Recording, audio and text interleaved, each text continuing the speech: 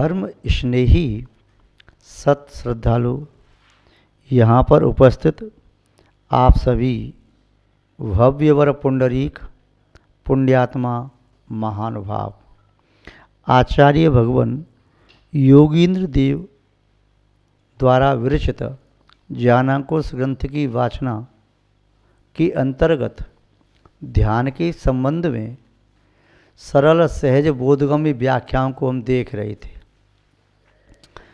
विगत दिवस 8वें श्लोक को देखा था। आज 9वें श्लोक के संबंध में चर्चा करें। 8वें श्लोक में आचार्य महाराज ने निर्विकल्प ध्यान की बात कही। ज्ञानेन ज्ञानम आलम्ब्य, ज्ञान के द्वारा ज्ञान का आलम्बन लेना चाहिए। न किंचदपि चिंतित, फिर कुछ भी चिंतन नहीं करना चाहिए। सब आलम्बन छोड़कर के निराश्रय हो जाना चाहिए पर पदार्थों की ओर से। आगे आचार्य महोदय बता रहे हैं श्लोक नंबर, इस 9वें श्लोक में कि ध्यान किसका करना है, कैसा करना है, क्यों करना है, वो ध्यान का फल क्या है। विगत दिवस देखा था, वहाँ देखा था स्यात् फल कर्म निर्जरा। उस ध्यान का फल है कर्म की निर्जरा होना। जो ध्यान निराश्रय होता है, ज्ञान के द्वारा ज्ञान का आलम्बन लेने पर होता है, वह ध्यान कर्म की निर्जरा करने वाला है।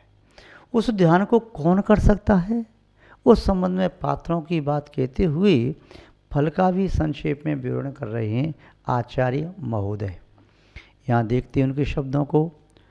ग्रस्तो यदि वालिंगी ब्रह्मचारी विशेषतः ध्यानम करोति शुद्धात्मा मुच्यते नात्र संशयः। अत्यंत सरल संस्कृत का आलम्बन लिया है आचार्य महोदय ने। संभव है सरल संस्कृत का आलम्बन लेने से चित्त भी सरल हो। क्लिष्ट शब्द जब प्रयोग किए जाते हैं तब उनके समझने में ही मन उलझ जाता है।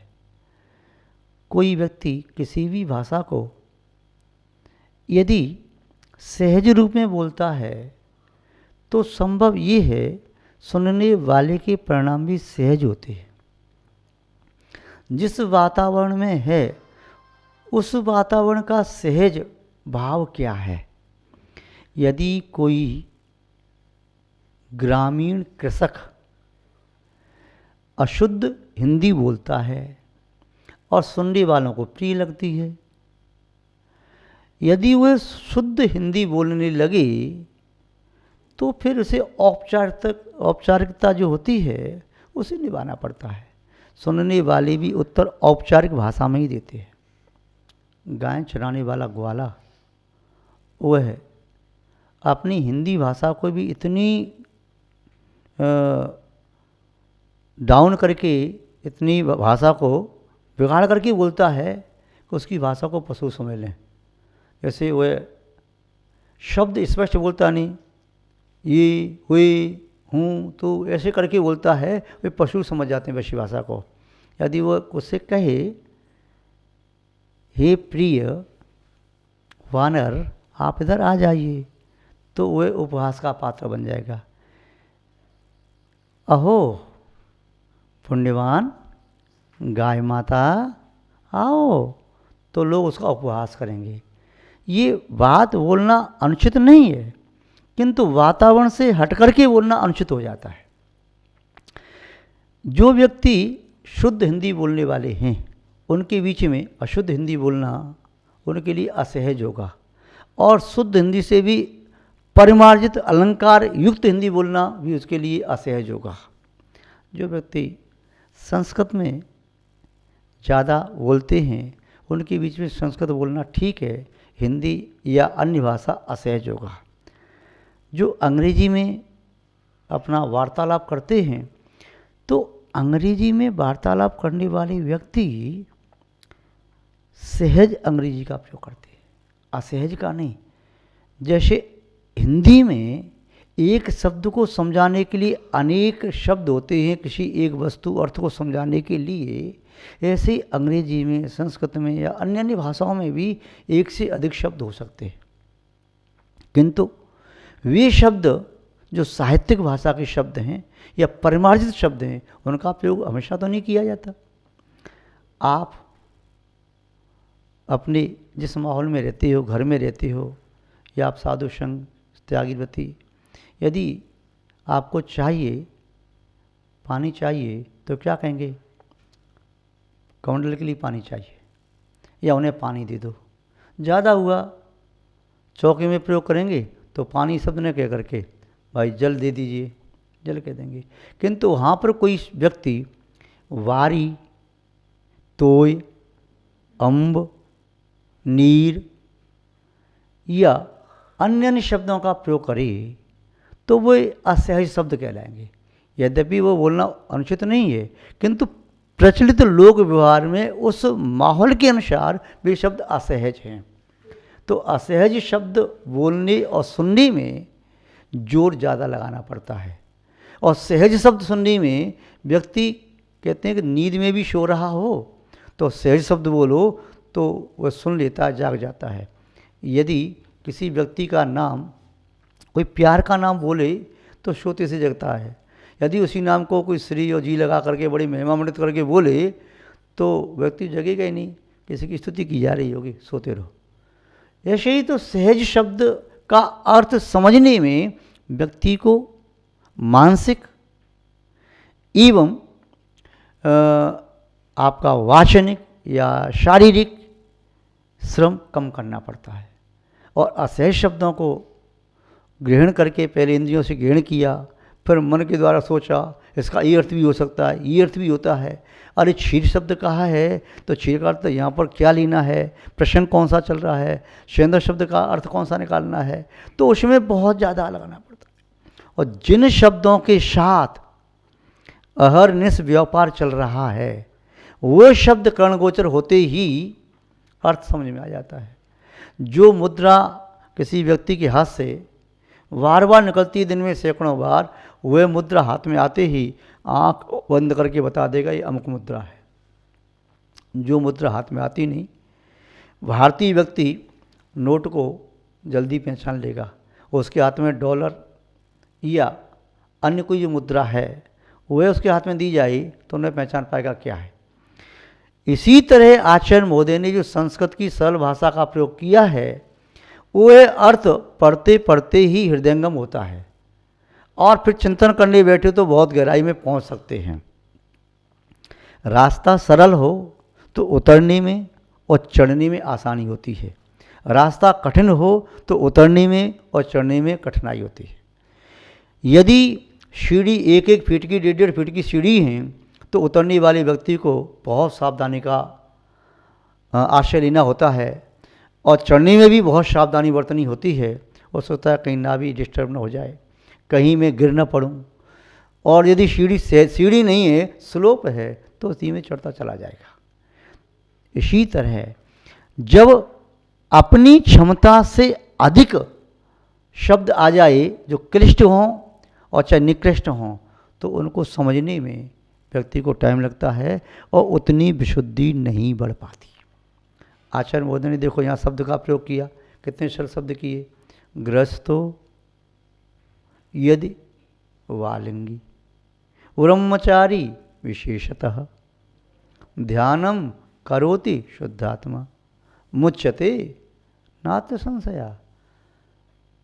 हम समझते हैं, आप सभी श्रोतागण भी इसके अर्थ को समझने में ज़्यादा कठिनाई महसूस नहीं कर रहे होंगे। यदि प्रॉपर अर्थ आप नहीं बता पाएंगे तो भावार्थ तो आपकी समझ में पूरा आ गया। एप्रोप्रिएट वर्ड जो उसका निकाल के बोले ये नहीं, इतनी बात समझ में आ रही है कि ध्यान की बात कह रहे हैं, गृहस्थ की, साधु की, ब्रह्मचारी हो, विशेष रूप से आत्मा का शुद्ध आत्मा ध्यान करो तो मुक्त हो जाता है, इसमें कोई शंका नहीं है। इतना सरल सा अर्थ है। अब इसे विशेष व्यक्ति निकाले तभी अर्थ निकालेगा। अब इसका थोड़ा सा विशेष अर्थ देखें, भावार्थ देखें। आचार्य महोदय ने जो बात की उसका अर्थ आपकी समझ में आ गया। चलो हम दोबारा से समझा देते हैं। चाहे कोई गृहस्थ हो, चाहे कोई साधक हो, किंतु वह ब्रह्मचारी जरूर हो, विशेष रूप से ब्रह्म आत्मा में लीन होना, ब्रह्मचर्या करने वाला हो। फिर वह व्यक्ति ध्यानम करोति, वह ब्रह्मचारी विषय कसार से विरक्त ध्यान करता है। किसका करता है? पुद्गलों का नहीं, वाय वस्तुओं का नहीं, शुद्ध आत्मा की भावना करता हुआ ध्यान करता है, सबकल्प ध्यान करता है। यदि सविकल्प ध्यान करता है तो परंपरा से, और निर्विकल्प ध्यान करता हुआ धर्म ध्यान से शुक्ल ध्यान पहुँचता है तो उसी भव से मुच्यते, मुक्त हो जाता है कर्मों से। न अत्र संशया, इसमें कोई संशय नहीं है। ग्रस्त किसे कहते हैं? शब्द के माध्यम से अर्थ जो ध्वनित हो रहा है वो ये हो रहा है, जो घर में रहता है वह गृहस्थ है। घर क्या है? घर किसे कहते हैं? जिसमें गृहिणी हो, गृहिणी के साथ जो रहता है वह गृहस्थ है। यदि किसी भवन में कोई साधु त्यागीवती ठहरे हुए हैं तो उन्हें गृहस्थ नहीं कहेंगे। गृहस्थ उसे ही कहा जाता है जो अपनी गृहिणी के साथ, अपने परिवार के साथ, बच्चों के साथ, धर्मपत्नी के साथ ठहरता है। भैया एक गृहस्थ रह रहे हैं। और बाजू वाले मकान में कोई ठहरा हो, अकेला व्यक्ति ठहरा है। हाँ, एक कोई व्यक्ति, ये बाहर का व्यक्ति यहाँ रहता है, जॉब करता है, अकेला रहता है। अब गृहस्थ नहीं, वो अकेला व्यक्ति है, परदेशी बेचारा। यदि कोई उसी स्थान पर त्यागीवती रहते हैं, कोई भैया ब्रह्मचारी त्यागीवती रहते हैं, तो गृहस्थ नहीं कहेंगे। यदि कोई वहाँ पर उसी भवन में कोई साधु संत आकर ठहर जाए, तो कोई साधक हैं, कोई महात्मा हैं, कोई महर्षि हैं, उस स्थान में रहने से ग्रस्त नहीं होता। ग्रस्त किससे होता है? गृहिणी के साथ में रहने से ग्रस्त होता है। गृहिणी है, भले ही वह कुछ दिन के लिए अपने मायके चली गई, तो उस भवन में से मायके चली गई है, किंतु उसके हृदय में तो गृहिणी आज भी बैठी है। गृहिणी है तो वह भी गृहस्थवत हो गया। दूसरी बात कह रहे हैं, गृहस्थो घर में रहने वाला। अब दूसरी व्याख्या देखें, जो गृहिणी के साथ तो रह रहा है किंतु फिर भी ब्रह्मचर्य व्रत का पालन कर रहा है। गृहस्थ जीवन में भी श्रावक 10 प्रतिमाओं का पालन करते हुए रह सकता है। तो वे भी अपना धर्म ध्यान करते हैं, 3 बार सामाय करते, स्वाध्याय करते, प्रतिगुण करते, भगवान की भक्ति करते, स्तुति करते, गुरु वंदना करते, ये सब क्रिया करते, और इनमें धर्म ध्यान होता है। निर्विकल्प धर्म ध्यान तो साधु को हो रहा है, पर इन्हें सविकल्प धर्म ध्यान होता है। यहाँ पर आर्त और रौद्र ध्यान की बात तो है नहीं। परे मोक्ष हेतु तो अंतिम 2 ध्यान है, धर्म ध्यान शुक्ल ध्यान, दोनों ही मोक्ष के हेतु हैं। ऐसा नहीं कह सकते कि शुक्ल ध्यान मोक्ष का हेतु है, धर्म ध्यान नहीं। धर्म ध्यान मोक्ष का हेतु है, किंतु परंपरागत हेतु है। शुक्ल ध्यान साक्षात हेतु है। कोई व्यक्ति माना कि फ्लाइट से जाना चाहता है अपने देश के किसी प्रांत में, दूसरे प्रांत में, या दूसरे देश जाना चाहता है, तो वह फ्लाइट से जा रहा है, किंतु एयरपोर्ट तक पहुंचने के लिए उसे गाड़ी का प्रयोग किया। तो गाड़ी भी उसे गंतव्य स्थान तक पहुंचाने में कारण है, साक्षात कारण नहीं है, परंपरागत कारण है। उसमें बैठे बिना तो एयरपोर्ट नहीं पहुंचता, एरोप्लेन में बैठे बिना वहाँ गंतव्य तक नहीं पहुंचता, और फिर वहाँ से भी गाड़ी उसने की एयरपोर्ट से जहाँ से जाना था, तो गाड़ी भी साधन है। ऐसे ही धर्म ध्यान शुक्ल ध्यान तक पहुँचाने का कारण है। बिना गाड़ी के एयरपोर्ट तक नहीं पहुँच सकते, तो बिना धर्म ध्यान के संसार का कोई भी व्यक्ति शुक्ल ध्यान को प्राप्त नहीं कर सकता, कहीं भी नहीं कर सकता। न भरत क्षेत्र में, न ऐरावत क्षेत्र में, न विदेश क्षेत्र में, किसी भी काल में नहीं कर सकता। चाहे काल चौथा हो, चाहे 5वां हो, चाहे काल तीसरा हो, कोई भी हो। तीसरे काल में आप कहेंगे महाराज जी कैसे हो जाएगा शुक्ल ध्यान? तीसरे काल में तो देखो, हुंडाश्रमणी काल में, इस काल की अपेक्षा से तो तीसरे काल में ही शुक्ल ध्यान हुआ था। ऋषभदेव आदि तीर्थंकरों को, भरतेश आदि चक्रवर्ती को, बाहुली आदि कामदेव को, ऋषभसेन आदि गिरधर को, एवं अनंतवीर आदि महामुनि को शुक्लध्यानी प्राप्ति हुई। तृतीय काल में हुआ था। पंचम काल में भी शुक्ल ध्यान हुआ।